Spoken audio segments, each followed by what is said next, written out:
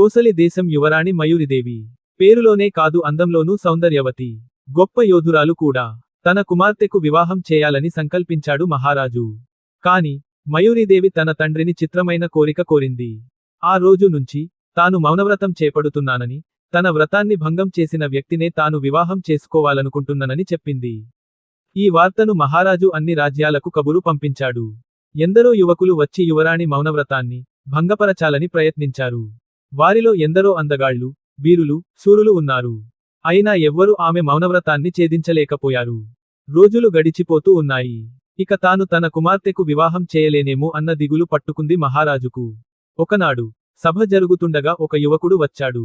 అతడి ముఖం తేజోమయంగా ఉంది కాని అతను ధరించిన వస్త్రాలు మాత్రం బీదవాడని తెలుపుతున్నాయి. అతడు మహారాజు దగ్గరకు వచ్చి నమస్కరించి, మహారాజా, యువరాణి గారు కొంతకాలం కిందట నన్ను వివాహం చేసుకున్నారు. కాని నేను నిరుపేదను కావడంతో ఆ విషయానికి మీకు చెప్పలేక ఇలా మౌనవ్రతం అంటూ కాలం గడుపుతున్నారు అన్నాడు. వెంటనే మయూరిదేవి లేచి, అంతా అబద్ధం. ఇతను ఎవరో నాకు తెలియదు అంటూ గట్టిగా అరిచింది. అతను చిరునవ్వు నవ్వి, అవును, నేను ఎవరో మీకు తెలియదు. నేను అవంతి దేశపు యువరాజు వివేకవర్ధనుడిని. మీ మౌనవ్రతాన్ని భంగం చేయడానికి అబద్ధం చెప్పానంటూ మారువేశాన్ని తొలగించాడు. వివేకవర్ధనుడు చతురతకు మెచ్చిన మహారాజు తన కుమార్తెను ఇచ్చి అంగరంగ వైభవంగా పెళ్లి జరిపించాడు. ఈ కథ మీకు నచ్చినట్టయితే లైక్ చేయండి, షేర్ చేయండి.